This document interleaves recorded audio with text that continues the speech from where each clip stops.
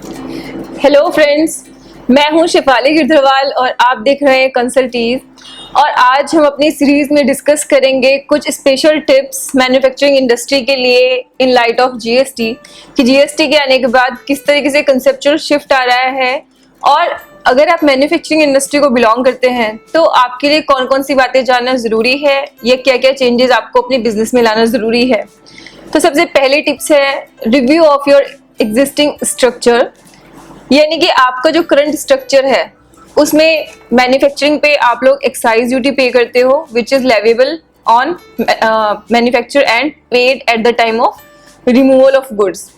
तो let's suppose एक example के थ्रू इसको समझते हैं कि अब जीएसटी में किस तरीके से चेंज हो जाएगी ये concept. In itself manufacturing as an taxable event will go out of the preview of GST, यानी कि जीएसटी में मैन्युफैक्चर करने पे कोई टैक्स नहीं होगा अनलेस एंड अनटिल आप उसको सप्लाई नहीं करते हो।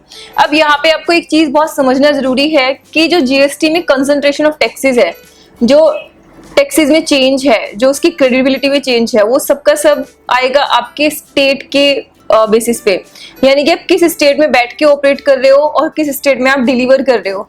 इसी से डिसाइड होगा कि आप पे कौन सा टैक्स लगेगा और आपको उसका क्रेडिट मिलेगा कि नहीं मिलेगा।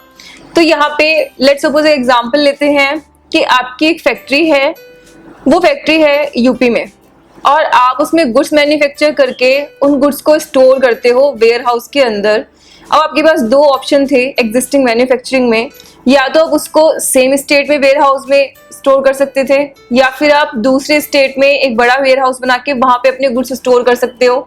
अब जीएसटी में आप अगर स्टेट क्रॉस करोगे तभी आप पे टैक्सेबिलिटी आएगी। एक स्टेट के अंदर आप कितनी भी अपनी ब्रांचेस ओपन कर सकते हो, आप सेम स्टेट के अंदर कितने भी टाइप ऑफ बिजनेसेस कर सकते हो, और उनके साथ जो आप ट्रांजैक्शंस करोगे उस पर आपकी कोई जीएसटी में टैक्सेबिलिटी नहीं आएगी। लेकिन अगर मैं उसको एक्साइज से कंपेयर करूं तो एक बार आपने गुड्स प्रोड्यूस कर ली, अब आप उसको रिमूव करने के टाइम पे एक्साइज पे कर रहे हो, चाहे आप उनको फिर अपने लोकल गोडाउन के अंदर स्टोर करो, यानी कि सेम स्टेट के गोडाउन के अंदर स्टोर करो, या फिर आप उसको दूसरे स्टेट में ले जाके वहां पे स्टोर करो, आपको एक्साइज ड्यूटी पे करनी ही करनी है। लेकिन जीएसटी में वो सीन नहीं रहेगा। तो लेट सपोज आपका करंट स्ट्रक्चर ये था कि आपने वेयर हाउसेस कहीं और बनाए हुए थे क्योंकि लैंड सस्ती थी, तो इस वजह से आपके लिए था कि वहां पे इजी है वेयर हाउस बनाना।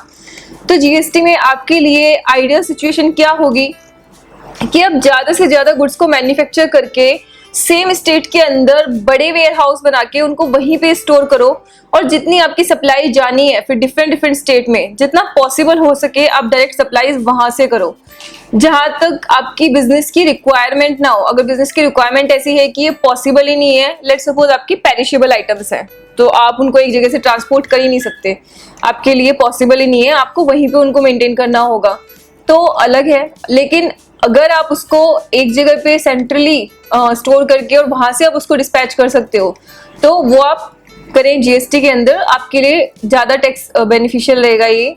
सेकंड कि आप अपनी ब्रांचेस के पास जो स्टॉक मेंटेन करते हो वो स्टॉक भी उसको क्वांटम, अगर मुझे कहीं पे अपना वेयर हाउस या अपनी कोई लेट सपोज ब्रांच ओपन करनी है और वहां पे मुझे गुड्स को रखना ही है, तो भी वहां पे मुझे कितनी क्वांटिटी मेंटेन करनी है, क्योंकि अब तक ये था कि आप बल्क में कितनी भी क्वांटिटी मेंटेन कर सकते थे।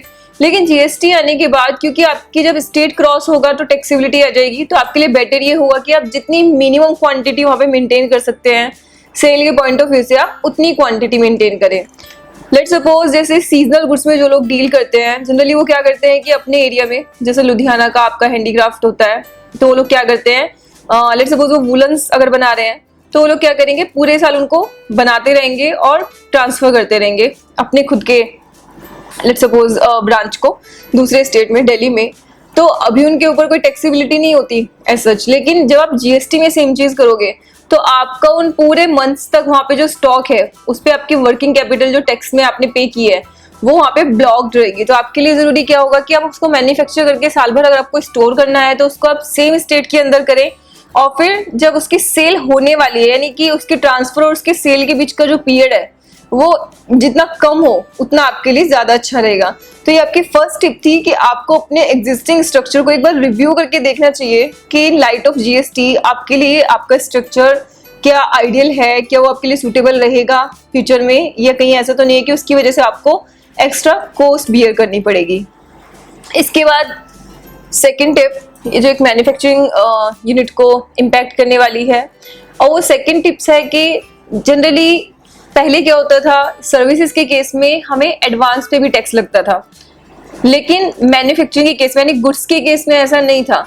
लेकिन जीएसटी में क्योंकि टाइम ऑफ सप्लाई आपका पेमेंट भी है और वो गुड्स और सर्विसेज दोनों के लिए है, तो यानी कि जब आप गुड्स के लिए भी एडवांस रिसीव करेंगे, जनरली मैन्युफैक्चरिंग इंडस्ट्री में होता यही है, क्योंकि वर्किंग कैपिटल का सबके पास काफी डेफिशिएंसी होती है, तो जब भी कोई बड़ा ऑर्डर आता है तो हम लोग क्या करते हैं, उससे पहले एडवांस लेते हैं, उसके बाद हम प्रोडक्शन स्टार्ट करते हैं, रॉ मटेरियल परचेज करते हैं, उसके बाद उसको डिलीवर करते हैं। तो यहाँ पे आपको ये ध्यान रखना है कि जो आप एडवांस रिसीव कर रहे हो उस पर भी आपको टैक्स पे करना है। और लेट सपोज आपको एक ऑर्डर मिलता है 1 करोड़ रुपीस का और उस पर आपको 10 लाख का एडवांस मिलता है, तो आपको 10 लाख के एडवांस पे पेमेंट करना है टैक्स का।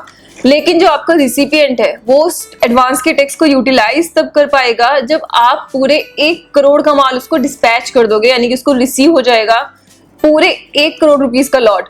तो यहाँ पे आपके लिए आइडियल सिचुएशन क्या होगी कि आप उस 1 करोड़ के ऑर्डर को पहले 4 या 5 ऑर्डर में या उसको 10 छोटे छोटे ऑर्डर्स में डिवाइड करें, और जो आपका फर्स्ट एडवांस है 10 लाख का उसको आप पहले ऑर्डर के अगेंस्ट शो करें बुक्स के अंदर। देन जब आपका पहला ऑर्डर डिस्पैच हो जाएगा तो आपने उस पर टैक्स तो पे कर ही दिया, लेकिन साथ में आपका रिसिपिएंट उसको यूटिलाइज भी कर पाएगा। फिर जो आपको फर्दर एडवांस रिसीव हो रहा है उसको आप अपने सेकेंड ऑर्डर और इसी तरीके से आप इसी सीरियल में उसको एडजस्ट करते चले जाएंगे। तो दूसरी टिप्स आपके लिए ये है कि अपने ऑर्डर्स को बहुत बड़ा करने के बजाय उसकी क्वांटिटी थोड़ी छोटी रखें। तो छोटी क्वांटिटी के अंदर भी आप क्या कर सकते हैं, डिफरेंट ऑर्डर्स प्लेस कर सकते हैं। तो इसकी वजह से क्या होगा, जैसे जैसे आपकी डिलीवरी उन लॉट्स की होती रहेगी वैसे वैसे आपके रिसिपिएंट को आपने जो टैक्स पे किया है उसके ऊपर उस टैक्स का बेनिफिट मिलता रहेगा, उसका आईटीसी यूटिलाइज करने के लिए वो एलिजिबल हो जाएंगे। तो एक तो टाइम लैग भी उससे कम हो जाएगा और उनके जो ब्लॉकेज है आईटीसी की आपके रिसिपिएंट की वो भी कम हो जाएगी। सेम चीज आप पे भी अप्लाई होती है जब आप दूसरों को ऑर्डर कर रहे हो। तो जब आपका रिसिपिएंट आपसे ऑर्डर कर रहा है, लेकिन जब आप भी फर्दर अपने रॉ मटेरियल्स के लिए ऑर्डर कर रहे हो तो आपको भी कोशिश करनी चाहिए कि उसको थोड़ी स्मॉल क्वांटिटीज में ऑर्डर करें।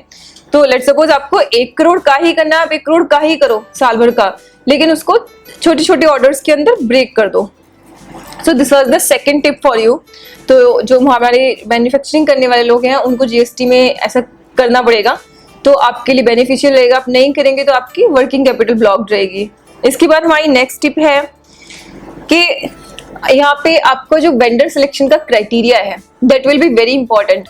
आज तक आप जो वेंडर सिलेक्शन करते हैं वो शायद इस बेसिस पे करते हैं कि वो आपको टाइम पे माल पहुंचा देते हैं कि नहीं, ये सेकंड चीज ये है कि वो आपको डिस्काउंट कितना ऑफर कर रहा है, उसकी प्रोडक्ट की क्वालिटी क्या है। तो क्वालिटी तो अभी भी एक क्राइटेरिया रहेगी डेफिनेटली, लेकिन यहाँ पे आपको वेंडर सिलेक्ट करते हुए उसके कंप्लायंस वो कर रहा है कि नहीं कर रहा है, वो अपने क्राइटेरिया में सबसे इंपॉर्टेंट क्राइटेरिया बनाना पड़ेगा। जीएसटीआईएन इसके लिए आपको क्लाइंट्स की जितने भी उनके टैक्स पेयर्स हैं उनकी एक रेटिंग मेंटेन करेगा और आप वो रेटिंग चेक कर सकते हैं। लेकिन उसके पहले भी, क्योंकि रेटिंग आने में ऑब्वियसली कुछ टाइम लगेगा, लोग डिफॉल्ट करेंगे, रिटर्न्स फाइल नहीं करेंगे, तब जाके पता चलेगा कि कौन कितना कंप्लायंट है। लेकिन उसके पहले से भी आपको क्या करना है, वेंडर सिलेक्शन उन्हीं लोगों का करना है जो लोग अपने कंप्लायंसेस हैंडल कर सकते हैं। क्योंकि आपको ये समझना है यहाँ पे कि अगर आपके वेंडर ने रिटर्न नहीं फाइल की तो अल्टीमेटली आपको उसका क्रेडिट नहीं मिलेगा। तो आपके प्रोडक्ट पे अगर 18% का टैक्स है तो आपको ये सोचना है कि आपको अगर 5% डिस्काउंट भी मिल रहा है, लेकिन यहाँ पे आपका जो लॉस है वो 18% प्लस इंटरेस्ट वो हमेशा ही होगा। क्योंकि अगर वो रिटर्न फाइल नहीं करता आप उसको प्रोविजनली क्लेम करोगे, और प्रोविजनली क्लेम करने के बाद लेट्स सपोज वो फाइनली नहीं रिटर्न फाइल करता, आपको डिसअलाउड होगा और फिर आपको विद इंटरेस्ट उसको पे करना पड़ेगा। तो अल्टीमेटली यहाँ पे भी आपके बिजनेस के लिए एक बर्डन होगा। इसके बाद हमारी 4th टिप है कि आप अपने वेंडर्स के साथ जो एग्रीमेंट्स हैं उन एग्रीमेंट्स में आप ये क्लॉज डाल सकते हैं कि अगर उनके नॉन कंप्लायंस की वजह से आप पे पेमेंट की लायबिलिटी आई, क्योंकि जीएसटी में पेमेंट की लायबिलिटी अल्टीमेटली रिसिपिएंट की है, यानी कि आपके अगर वेंडर ने अपना पेमेंट नहीं किया टैक्स का तो वो लायबिलिटी आपको बियर करनी पड़ेगी, आपको उसका पेमेंट करना पड़ेगा। तो ये आप एक क्लॉज डाल सकते हैं कि अगर उन्होंने पेमेंट नहीं किया या उनके पेमेंट या उनके कंप्लायंस नहीं करने की वजह से, रिटर्न फाइल नहीं करने की वजह से आप पे अल्टीमेटली कोई बर्डन आया तो आप उसको उसके जो पेबल अमाउंट है वहां पे आप उसको कंपनसेट कर सकते हैं। इंटरेस्ट के अमाउंट भी, टैक्स तो आप करेंगे लेकिन इंटरेस्ट की अमाउंट भी आप उसे कंपनसेट कर सके। साथ ही आप ये भी एक बिजनेस प्रैक्टिस डेवलप कर सकते हैं कि आप अपने वेंडर को तभी पेमेंट करो जब वो अगले महीने की 10 तारीख तक रिटर्न फाइल कर दे। यहाँ पे आपको ये ध्यान रखना है कि रिटर्न फाइल करने की डेट मैक्सिमम 10 तारीख है, लेकिन डेटा एंटर करने की डेट 10 तारीख नहीं है। मतलब आपका वेंडर चाहे तो वो डेटा शुरू से ही एंटर कर सकता है, जिस दिन ट्रांजैक्शन हुई उसी दिन से वो डेटा को एंटर कर सकता है सिस्टम के अंदर, और आप उसको चेक भी कर सकते हैं। तो वो एक चेक आप लगा के रख सकते हैं ताकि अल्टीमेटली उसके नॉन कंप्लायंस की वजह से आपको अपना लॉस नहीं करना पड़े और अपना लॉस आप कवर कर पाओ उससे। So this was our 4th tip. इसके बाद लास्ट 5th बट बहुत ही इंपॉर्टेंट टिप है, किसी भी चेंज को अपने सिस्टम में इम्प्लीमेंट करने का या अपने बिजनेस में इम्प्लीमेंट करने के लिए सबसे सही तरीका होता है कि उसके 2 एस्पेक्ट्स होते हैं। एक होता है आईटी एनेबलमेंट, यानी कि मैंने जो अपना आईटी सिस्टम्स बनाए हैं, जो मैंने सिस्टम अपने प्लेस किए हुए हैं, फर्स्ट ऑफ ऑल दो should be correct. Second thing, जो लोग उसको यूटिलाइज करने वाले हैं, जो लोग उस सिस्टम को यूज कर रहे हैं, those people should be trained for it. Example मैं आपको देती हूँ, लेट्स सपोज जीएसटी के अंदर सबसे इंपॉर्टेंट फंक्शन क्या होगा कि आपको टैक्स इंटरस्टेट ट्रांजैक्शन है या इंटरस्टेट, ये डिसाइड करना, आईजीएसटी लगाना है या सीजीएसटी एसजीएसटी लगाना है।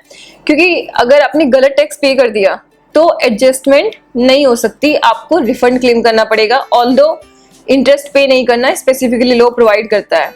सेकेंड थिंग, रिफंड क्लेम करने के लिए आपके पास 2 साल का टाइम है फ्रॉम द रिलेवेंट डेट, लेकिन डिपार्टमेंट के पास रिकवरी करने के लिए, यानी कि डिमांड रेज करने के लिए, नॉट पेड टैक्स के लिए, शॉर्ट पेड टैक्स के लिए, क्योंकि अगर आप गलत टैक्स पे कर रहे हो तो सही वाला tax will be not paid.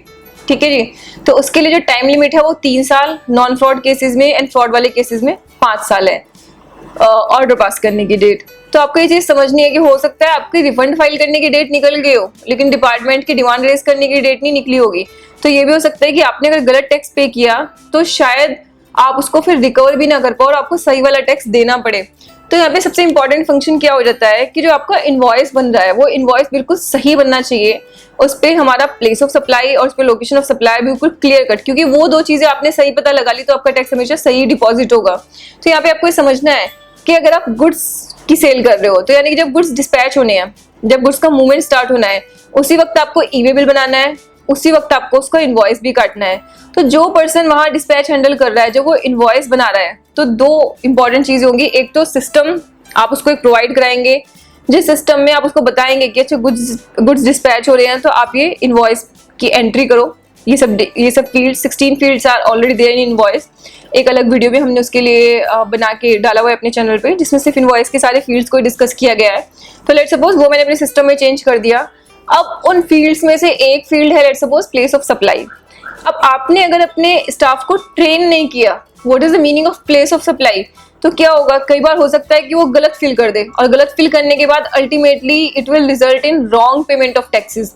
तो वो हमें यहाँ पे नहीं करना है। तो दोनों चीजें आपको अच्छे से करनी है कि अपने सिस्टम में भी इम्प्लीमेंटेशन करना है चेंजेस का, और अपने स्टाफ को उसके लिए ट्रेन भी करना है। तो ये हमारे आज के 5 टिप थे specially for the manufacturing industries.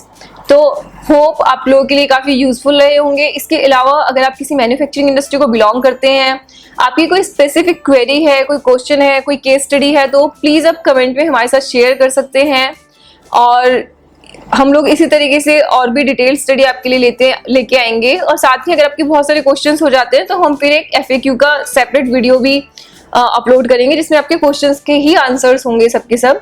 So thank you so much for watching our channel. हमारा चैनल देखते रहिए और प्लीज हमारे चैनल को सब्सक्राइब कीजिए जीएसटी के सारे लेटेस्ट अपडेट्स के लिए और सारे इंपॉर्टेंट एनालिसिस के लिए। Thank you so much.